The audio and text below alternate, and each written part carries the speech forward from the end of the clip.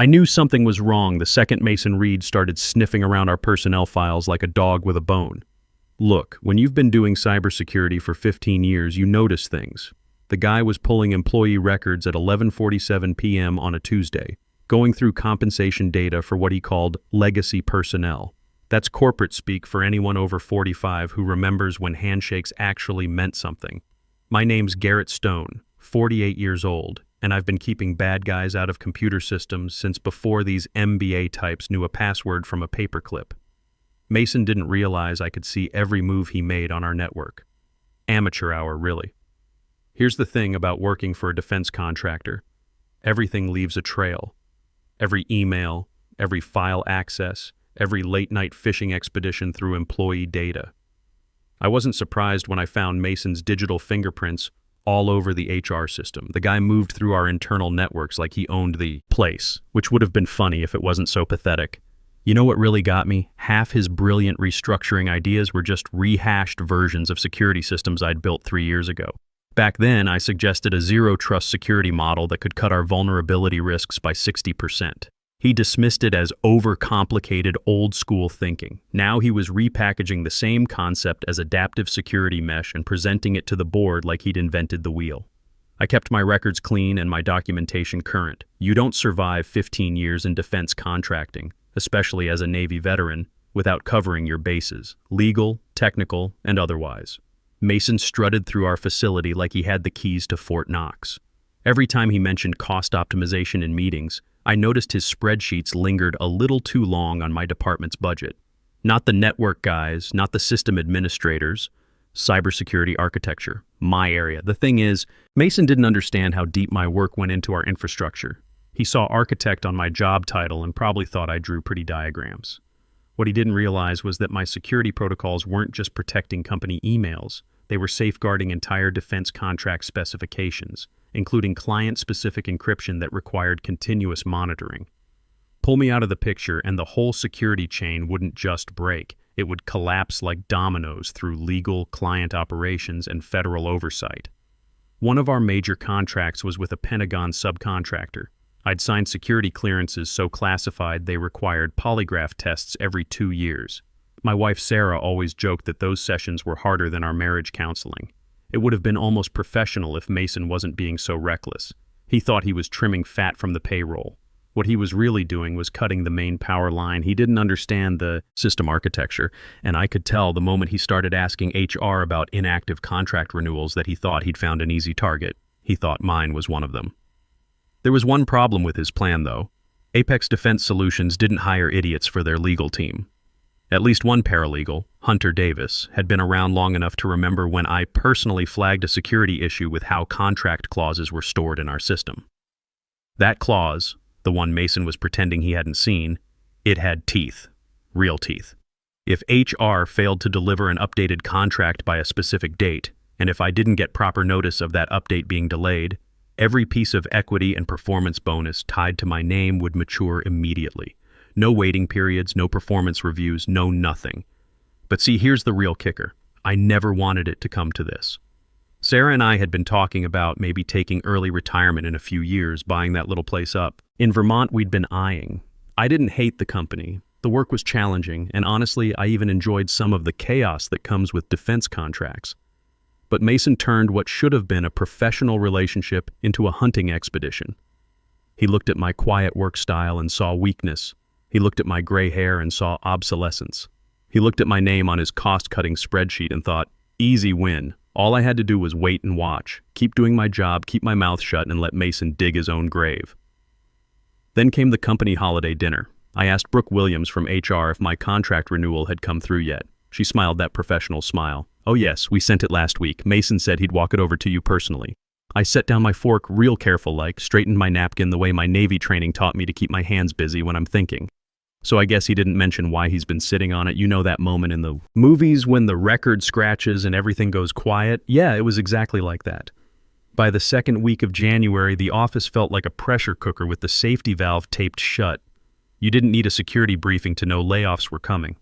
Mason had started using his favorite phrase in every meeting, value optimization. He said it with this smug confidence like he'd trademarked the concept. You could watch him calculating who built what and how fast it could be handed off to some cheaper contractor or AI system. Then the whispers started. I overheard Brooke from client operations mentioning that Mason had asked how much of our cybersecurity setup could be moved to an outside team with lower overhead. Not if it could be done, just how quickly. I was polite when I asked her to forward me that email thread. She hesitated, probably wondering if she was getting herself in trouble, then did it anyway.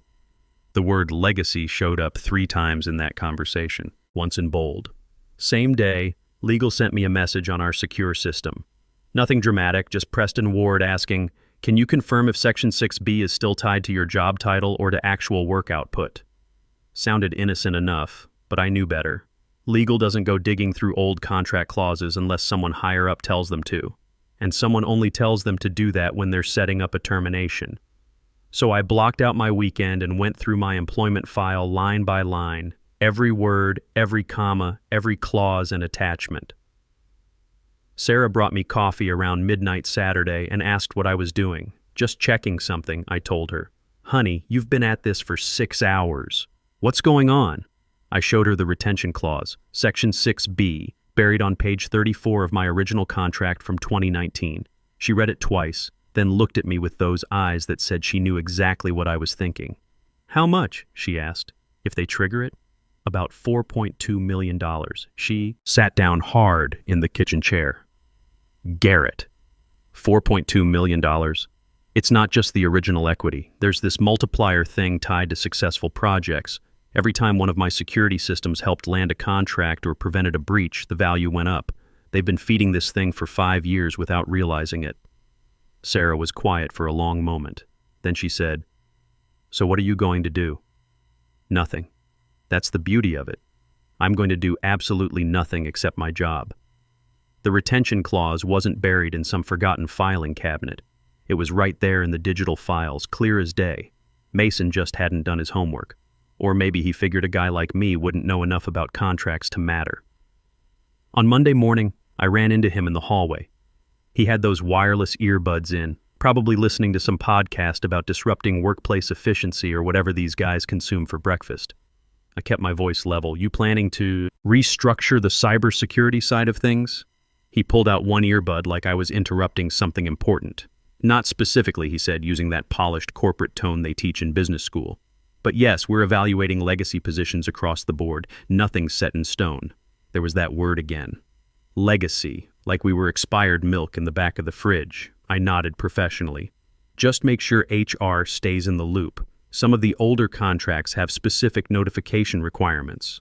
"Of course," he said, already reaching to put his earbud back in. "Section 6B needs formal acknowledgement if there are any changes." That got his attention. His head tilted just enough to show me I'd said something he didn't quite understand. "You mean that old retention clause? That's the one." I saw something flicker in his eyes, like he remembered the clause existed but couldn't quite place why it mattered. I didn't explain it to him. Let him figure it out, let him wonder. He didn't know I'd already made a copy of the clause, highlighted the important parts, and dropped it off with my lawyer over the weekend. Not because I was paranoid, but because I believe in being prepared. That's the difference between guys who've been around the block and guys who think they invented the wheel. One side writes strategic plans, the other side reads the fine print. Mason thought he was cleaning house, getting rid of dead weight. What he didn't understand, what nobody ever tells these fast-track executives, is that some of the dead weight is actually holding up the whole building. You remove the wrong support beam and everything comes crashing down. But sure, let's optimize. Let's talk about value. I could wait, because by the time they figured out what Mason had overlooked, the damage would already be spreading through the system, and there wouldn't be a thing anyone could do to stop it. The company holiday dinner was at some overpriced steakhouse downtown, the kind of place where they charge $60 for a piece of meat and call it an experience. Mason held court at the far end of our private dining room, telling some story about quarterly metrics like he was Moses delivering the commandments. I sat a couple seats down from Brooke Williams, our HR director, nursing a club soda and watching Mason perform his one-man show. Sarah had wanted to come. Spouses were invited. But our daughter Emma had a basketball game that night. Just as well. What was about to happen wasn't really a family-friendly moment. The conversation around the table was the usual corporate small talk. Cue, 2 projections, client updates, someone's Peloton class getting canceled. Normal stuff. Then Brooke leaned over to me with that professional smile. "So Garrett, did you get your contract renewal?" Simple question. Innocent on the surface. Like she didn't already think I was probably on the chopping block. "We sent it out last week," she continued. "Mason said he'd hand deliver it to you personally." That was the moment, the fork in the road. I could have smiled, could have nodded, could have said, "Oh great, I'll check my desk." Instead, I set my fork down carefully, the way my Navy training taught me to control my movements when things are about to get interesting. So I guess he didn't tell you why he's been holding on to it. The silence that followed wasn't the polite kind you get between courses. This was the real deal. Dead air. You could have heard a pin drop in that noisy restaurant. Brooke's smile didn't just fade. It vanished completely. The guy next to her stopped mid-sentence about something. Across the table, Mason's jaw tightened just enough that I knew he'd heard me, even though he was pretending to be deep in conversation with someone else. I didn't raise my voice. Didn't need to.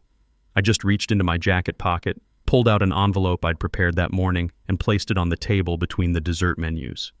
Nice paper, my signature in blue ink, dated and witnessed. "I won't be renewing my contract," I said, effective immediately. The envelope did the rest of the talking for me. Mason reached for his wine glass, then thought better of it. Too early for liquid courage, too late for damage control. And here's the thing that probably bothered him most. He still didn't know what he'd just stepped in. Not yet. But Brooke knew. You could see it in her eyes. She opened her mouth like she was going to say something, then closed it. Her gaze went from Mason to me to that envelope like it was radioactive. The room didn't explode. It imploded. Someone coughed. Someone else grabbed a dinner roll like that would make things normal again.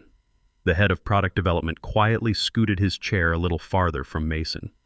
"Smart guy." Mason cleared his throat and tried to salvage the situation. "Let's not be dramatic here," he said with this tight smile that didn't reach his eyes. I looked straight at him. "I'm not being dramatic. That's more your style." Then I went back to cutting my steak. 1 bite, 2 bites. Nobody else picked up their silverware. There's a certain kind of power in staying calm when everyone else is losing their minds. The kind that makes people realize they're watching a train wreck in slow motion and there's nothing they can do to stop it. The worst part for Mason? He still had no clue what Section 6B actually meant. He didn't know what was coming next. But I did. And by morning, everyone else would too. By 8:07 the next day, I'd already deactivated my own access to the company systems. Not them, me. Clean log out, auto reply activated. This mailbox is no longer monitored. Simple as that. Mason didn't notice until his morning staff meeting. He asked Hunter from our DevOps team why a security patch hadn't gone live yet. "Because Garrett's access codes are locked down," she told him. "And he didn't leave the deployment keys before he left." Mason blinked. "We'll figure it out." That's when legal showed up. 2 guys from compliance walked into his office before lunch with folders in their hands and faces like they'd just opened Pandora's box. One of them, Preston Ward I think, had a sticky note on his folder that just said 6B confirmed. Mason actually laughed when he saw it. "Come on, that old clause." That was from before the last restructuring. "No way that's still valid." Preston didn't laugh. "It's absolutely still binding. The original contract was never amended." Mason's face went through about 3 different colors, but he didn't give notice. He can't just quit and expect he didn't need to give notice. You suppress delivery of his contract update. That counts as non-renewal without proper documentation. That's when it hit him. Mason leaned back in his chair like someone had punched him in the gut. He's bluffing. There's no way we actually owe him anything. But there was. See, back in 2019 when nobody was paying attention to retention, clauses for senior technical people, they'd given me leverage. Section 6B was crystal clear. If a contract update gets suppressed or not delivered with proper records, all stock grants, loyalty payouts, and performance bonuses convert to immediate payout. The magic number, $4.2 million in actual shares, not some maybe someday performance bonus. Real money. Liquid assets. Mason was scrambling now. He can't prove I didn't deliver it. Brooke spoke up from the doorway. She'd been standing there the whole time, looking like she'd seen a ghost. Actually, he can prove it. He asked me directly at dinner. Mason opened his mouth to say something, then realized he couldn't. Not when half the room had heard exactly how I'd phrased it. Not when HR had logged it. Not when 2 other department heads were sitting at the same table. He slumped in his chair. Fine. So it's enforceable. Can't we negotiate something? Work out a settlement? Preston shook his head. The clause doesn't include any mitigation language. You missed the window, Mason snapped. This is insane. We can't just hand over $4.2 million because of some paperwork technicality. Preston's response was ice cold. It's not a technicality, it's a contract. You're the one who didn't read it. Outside Mason's office, the rumors started flying. Only this time, people weren't wondering if layoffs were coming. They were wondering what other things Mason had screwed up. I wasn't there to see any of this, by the way. I was sitting in a coffee shop across town, reading the news on my laptop and thinking about how Sarah and I could finally afford that place in Vermont. Maybe get a boat for the lake. Take Emma on a real vacation instead of those weekend camping trips we'd been doing to save money. They thought my silence meant I was weak. Turns out silence is just a loaded weapon, and mine had just gone off. By day 3, the CFO looked like he'd been living on coffee and antacids. I wasn't there to witness it personally, but word travels fast in the defense contracting world. Accounting got pulled into what they started calling the crater. Mason demanded a full review of my equity package, looking for any way to minimize the damage. There has to be a way to reduce this, he kept saying, pacing around the emergency finance meeting like a caged animal. He wasn't even a VP. He didn't manage people, which was true. I didn't manage people. I managed the systems that made half their jobs possible in the first place. The problem wasn't just the $4.2 million base amount. Section 6B had language most contracts don't include, a performance multiplier tied to successful projects. Every time one of my security systems helped land a contract or prevented a breach, the total payout went up automatically. And the vesting schedule that had been spread across multiple product launches? Mason had never bothered to understand how that worked. It compounded faster than he'd ever imagined. Meanwhile, the real damage started showing up where Mason had never thought to look, with our clients. Our biggest client, North Point Defense, sent an email with the subject line, "Continuity assurance required." That's military contractor speak for prove your house isn't on fire. Their CTO wanted a full breakdown of backup plans for the optimization systems I'd built over 4 years. Systems that weren't just code, they were adaptive frameworks tied to real-time logistics and contract compliance. Mason tried to bluff his way through it, sent back some corporate nonsense about seamless internal transitions. North Point's response was brutal. We'll be holding all pending contract extensions until this is resolved. Translation: no new money until you tell us who's going to replace the guy who actually kept your systems running. Day 4 brought another client crisis. Westfield Defense paused their Phase 2 integration. Same reason, same silence from our end. Then came the internal email that started the real avalanche. Someone in sales accidentally sent a message to the entire operations team. If Garrett's out, are we renegotiating all the SLAs? Nobody replied to that email. Mason didn't even try to respond. Because the second someone answered that question honestly, the House of Cards would become a formal liability report, the kind that investors pay attention to, the kind that gets attached to quarterly reports and scares away funding. The CFO made one last desperate attempt to push back on the performance multiplier, but legal shut that down fast. The clause was airtight, the milestones were documented, and every timestamp was legally sound. Only one thing left to do: cut the check. That same day, a recruiter I knew from Titan Systems sent me a text. "Heard you're available. We need to talk." I smiled, not because I wanted revenge, but because word travels fast when the person they tried to push out ends up being the person they can't replace. Titan didn't need to tighten. Check my references. They'd been watching Apex Defense's public contracts for years, and they knew exactly where my fingerprints were on every successful security implementation. Their CTO got straight to the point during our meeting. "We've been following your work for years," she said. "That constraint framework you built for the Westfield project? Game-changing stuff." I shook her hand and didn't bother correcting her assumptions about my background. I'd learned a long time ago that sometimes it's better to let people draw their own conclusions. They offered me a position on the spot. Strategic cybersecurity consultant, partner track, 7-figure equity package. No probationary period, no performance reviews for the first year. just an outline of what I'd be working on and an invitation to help them compete against companies like Apex Defense. Meanwhile, back at my former employer, things went from bad to worse. The COO, Colton Hayes, broke protocol and sent me a personal email. Subject line, "Let's talk. Garrett, this situation is getting out of hand.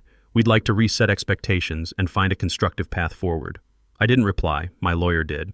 She thanked them for reaching out, confirmed that I was no longer associated with the company, and attached a summary of Section 6B with all the relevant dates and deadlines. Then she added a polite but firm note: any further communication should go through legal channels. Colton replied the next morning with one sentence: "Would you consider a settlement agreement?" They attached terms, $2.8 million with a non-disclosure agreement. I didn't even think about it, declined immediately, because a payout with strings attached was exactly the kind of band-aid solution Mason would have suggested. And I wasn't about to sell back the respect I'd earned fair and square, through every ignored suggestion, every stolen idea, every legacy system comment tossed around like it was nothing. I didn't want revenge for revenge's sake. I wanted what every working man deserves, to be treated with dignity and to have my contributions recognized. And now I had both. Titan gave me complete autonomy over their new security architecture project. I named the system Athena, after the Greek goddess of strategic warfare. Seemed fitting, considering how Apex Defense had just provided me with the perfect case study in corporate strategy. In my first week at Titan, I walked past a glass-walled conference room where two project managers were discussing system architecture. One of them looked up and said to the other, "That's him. That's the guy who built the framework Mason couldn't replace." They didn't say it loudly, but they didn't need to. My reputation had arrived before I did. I never updated my LinkedIn profile, never made any public statements about what happened at Apex Defense. But in the defense contracting world, word gets around when someone who was supposed to be dead weight ends up being irreplaceable. The final chapter came about a month later. Sarah and I were having dinner, takeout Chinese on a Tuesday night, nothing fancy, when she showed me an article from Defense Industry Weekly. Apex Defense Solutions faces client retention challenges, following senior personnel changes. The article didn't mention me by name, but it didn't need to. Anyone in the industry could read between the lines. "So," Sarah said, setting down her chopsticks, "how does it feel?" I thought about it for a minute. How did it feel? Honestly, it felt like justice. Not the dramatic movie theater kind of justice, but the quiet, everyday kind that happens when preparation meets opportunity and patience pays off. "It feels like I can finally afford to take you and Emma on that vacation to Europe you've been talking about," I said. She laughed. "Garrett Stone, you are the most practical man I've ever met. That's why you married me. That's one of the reasons. We used part of the settlement money to buy that house in Vermont. Nothing flashy.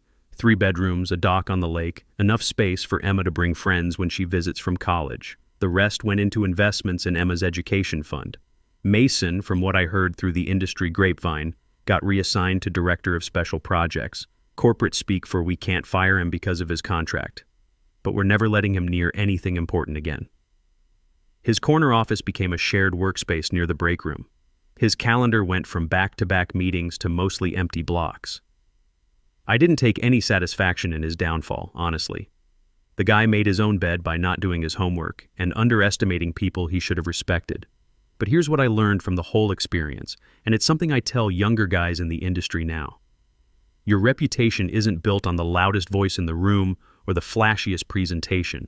It's built on showing up every day, doing good work, and treating people with respect. Mason thought corporate success was about optimization and efficiency and cutting costs. What he didn't understand is that success, real, lasting success, is about building something that can't be easily replaced. And sometimes, the quietest person in the room is the one holding the most important piece of the puzzle. 6 months later, Titan Systems landed the biggest defense contract in company history. The client specifically requested me by name to lead the cybersecurity architecture, not because I was the loudest or the flashiest, but because I was the one who understood that security isn't just about keeping bad guys out. It's about building trust that lasts.